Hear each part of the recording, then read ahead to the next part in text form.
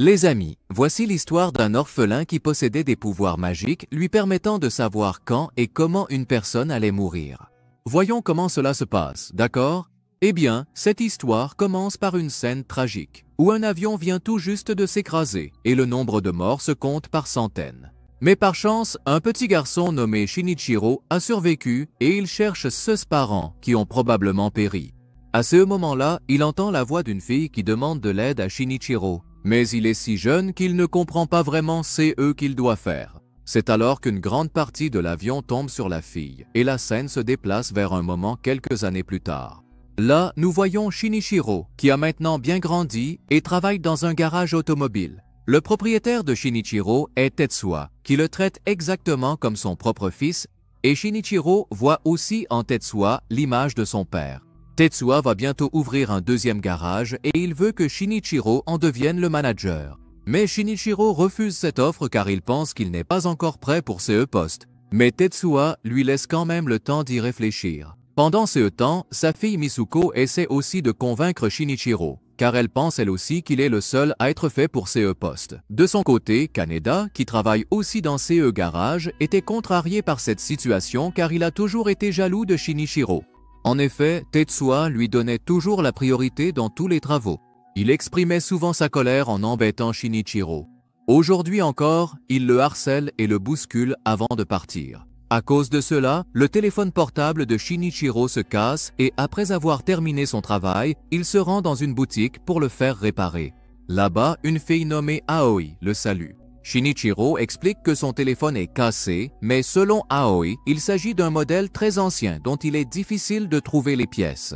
Mais malgré tout, elle parvient tant bien que mal à réparer le téléphone de Shinichiro. C'est pourquoi, même la nuit, Shinichiro regarde son téléphone et pense à Aoi. Le lendemain, il prend le métro pour aller au travail. Et là, il voit soudainement les mains de l'homme debout à côté de lui commencer à disparaître. C'est alors qu'on nous explique que Shinichiro a acquis un pouvoir sur le site du crash d'avion. Grâce à ce pouvoir, il peut voir l'avenir des gens, en particulier leur mort. Et les mains de cet homme qui disparaissait étaient aussi la preuve qu'il allait mourir. Mais Shinichiro ne peut rien faire. C'est pourquoi il part travailler, où Mitsuko essaie de le convaincre de devenir manager. Mais Shinichiro ne donne pas vraiment de réponse. Le soir, il passe devant la même boutique de téléphone portable et SESE cherche toujours Aoi. À ce moment-là, un inconnu le bouscule et, par curiosité, Shinichiro commence à le suivre pour voir ce qui va lui arriver. Mais après avoir marché un peu, une voiture le renverse. Shinichiro regrette de n'avoir rien pu faire pour lui. C'est pourquoi il devient très troublé et, le lendemain, il dit à Mitsuko que si jamais il se retrouve dans une telle situation, si elle pouvait voir l'avenir des gens et savoir qui va mourir et quand, que ferait-elle? À cela, Mitsuko répond que CE n'est pas un pouvoir mais une malédiction, donc elle ne veut pas d'un tel pouvoir. Ici, Shinichiro remarque que son téléphone portable tombe encore en panne, alors il retourne voir Aoi pour le faire réparer. Mais il est effrayé de voir que les mains d'Aoi commencent aussi à disparaître. C'est pourquoi il décide de la sauver et lui propose de se retrouver après avoir terminé son travail. Aoi hésite d'abord, puis accepte de le rencontrer dans un café. Là, Shinichiro remarque que les mains d'Aoi vont mieux et il est très heureux. Aoi lui demande pourquoi il l'a appelé ici. Il répond qu'il a le pouvoir de voir l'avenir, mais il doutait qu'Aoi le croirait. C'est pourquoi il s'excuse et s'en va. Mais dehors, alors qu'il rentre chez lui, il ressent une vive douleur dans la poitrine. Mais il parvient tant bien que mal à se ressaisir et rentre chez lui. Le lendemain, avec une grande confiance, il dit à Tetsuya qu'il est prêt à devenir manager. Il travaille aussi tard le soir dans le garage où Aoi vient également le voir. Shinichiro est surpris de voir Aoi et Aoi lui explique qu'elle a obtenu son adresse auprès du magasin et qu'elle est venue ici pour lui parler de quelque chose d'important. Shinichiro lui propose un café et en posant un journal, Aoi explique qu'il y a une usine non loin de son magasin qui a été attaquée la nuit dernière et que plusieurs personnes ont été tuées lors de cette attaque. Aoi aurait pu faire partie des victimes car elle rentre chez elle tous les jours par ces mêmes chemins après le travail. Mais la nuit dernière, Shinichiro l'a sauvée. Elle dit qu'elle se souvient de cette histoire concernant le futur. Elle remercie également Shinichiro. Mais Shinichiro prend cela à la légère et en rit. Et le lendemain, dès que Mitsuko entre dans le magasin, elle comprend que quelqu'un est venu ici la nuit dernière. Elle demande à Shinichiro à ce sujet et Shinichiro lui raconte toute la vérité avec une totale honnêteté. Mitsuko en est heureuse car c'était la première fois que Shinichiro se liait d'amitié avec quelqu'un. alors qu'avant cela, il n'avait jamais laissé personne s'approcher de lui. C'est ici qu'on nous raconte une petite histoire du passé, dans laquelle une fille nommée Mariko travaillait dans le garage de Tetsuya. Mariko aimait Shinichiro, mais Shinichiro ne lui a jamais prêté attention. C'est pourquoi Mariko est entrée en relation avec un riche client qui venait au garage, puis elle est partie d'ici pour toujours. L'histoire revient ensuite au présent, où Mitsuko et Shinichiro entendent la voix de Tetsuya qui criait sur Kaneda. Parce que Kaneda était parti à un rendez-vous avec la voiture d'un client du garage sans en informer Tetsuya. Mais au lieu de reconnaître sa faute, Kaneda se met en colère contre Tetsuya et Shinichiro, et frappe même Shinichiro. C'est pourquoi Tetsuya lui donne un coup de poing puissant et le renvoie du travail. Mais dès que Kaneda part, Shinichiro remarque que les mains de Tetsuya commencent soudainement à disparaître. Cela signifie que la vie de Tetsuya est également en danger. Mais Shinichiro le considérait comme son père. Alors il décide de le sauver et, après avoir terminé le travail, il lui propose d'aller dîner avec lui. Tetsuya accepte aussi et tous deux se dirigent à pied vers le restaurant. Mais en chemin, Shinichiro était entièrement concentré sur Tetsuya et tous ceux qui l'entouraient. Soudain, Kaneda surgit d'un endroit sombre, une barre de fer à la main et fonce vers Tetsuya. Mais Shinichiro intervient et le sauve. Grâce à cela, Tetsuya la vie sauve. Mais Shinichiro fait une crise cardiaque et se réveille directement à l'hôpital. Là, Misko lui explique que Tetsuya a pardonné à Kaneda parce qu'il avait pris conscience de son erreur. Ensuite, le docteur Takeyo examine Shinichiro et dit que cela a probablement été causé par le stress. À ce moment-là, Shinichiro aperçoit une petite fille qui est en train de disparaître.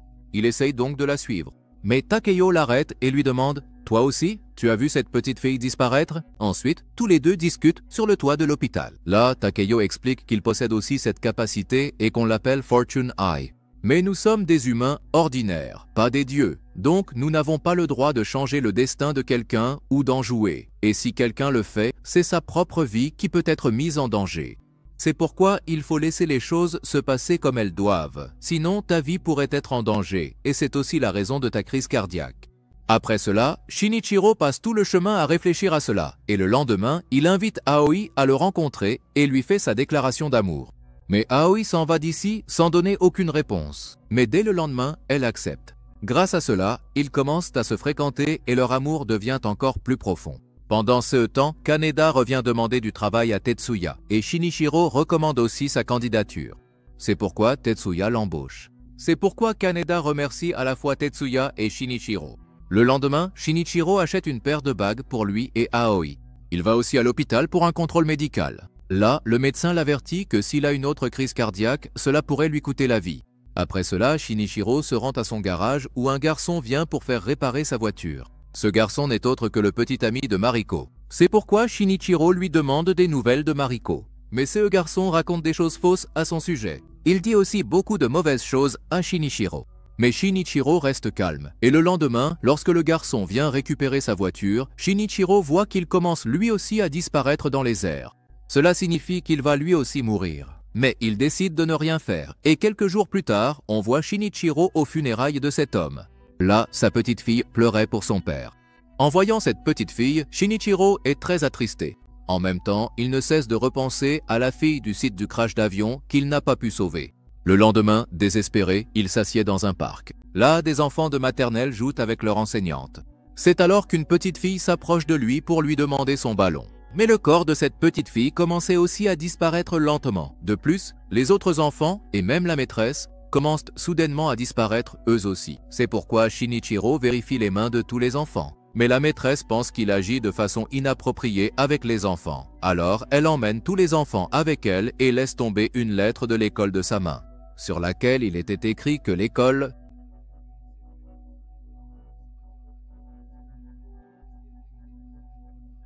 À l'intérieur de la gare, tous les passagers disparaissaient de la même manière.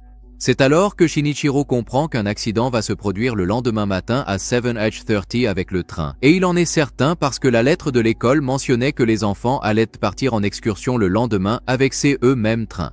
C'est alors que Shinichiro se souvient qu'Aoi prend aussi CE train. CE qui signifie que sa vie est également en danger. C'est pourquoi, le soir même, il se rend chez Aoi pour la voir et il est soulagé de la trouver saine et sauve. Mais pour la protéger du danger à venir, il lui propose de partir avec lui en voyage pendant 3 jours.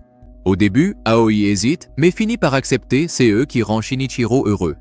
Mais il devait aussi sauver CES enfants et les autres passagers, alors il appelle l'école pour annuler le voyage scolaire.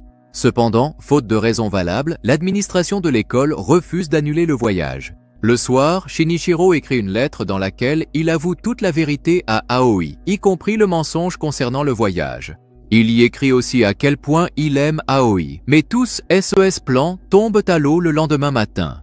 Quand Aoi lui envoie un message pour lui dire que l'un de SES collègues est malade, elle doit donc aller au magasin. En lisant ces messages, Shinichiro se précipite vers la gare. Mais la police l'attendait déjà devant la maison. En fait, l'enseignant de l'école avait porté plainte contre lui, l'accusant de mal se comporter avec les enfants. Mais pour sauver Aoi, il échappe à la police et court jusqu'à la gare où il voit qu'Aoi est déjà monté dans le train. Il prend donc un taxi pour rejoindre une autre gare afin d'arrêter le train avant qu'il n'arrive là-bas. Là, Shinichiro remarque que des travaux de construction sont en cours. En voyant cela, Shinichiro comprend qu'une grue utilisée pour la construction va tomber sur les wagons du train et que tous les passagers vont mourir. Mais Shinichiro ne laisse pas cela arriver. Il se place devant le train avec une bougie fumigène. Aoi, qui se trouvait dans le wagon juste derrière la locomotive, aperçoit aussi Shinichiro et demande au conducteur d'arrêter le train. C'est eux que le conducteur fait immédiatement. À ce moment-là, on voit également la grue tomber. C'est-à-dire que Shinichiro a sauvé ce train.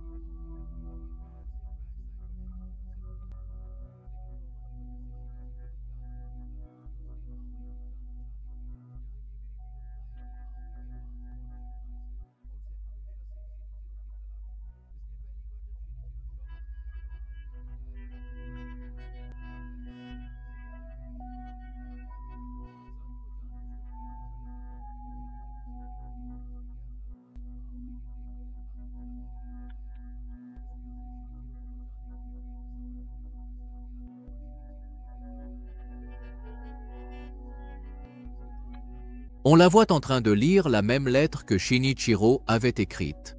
En la lisant, elle pleure beaucoup, puis enfilant les bagues qu'il lui avait offertes, elle sent la présence de Shinichiro, et c'est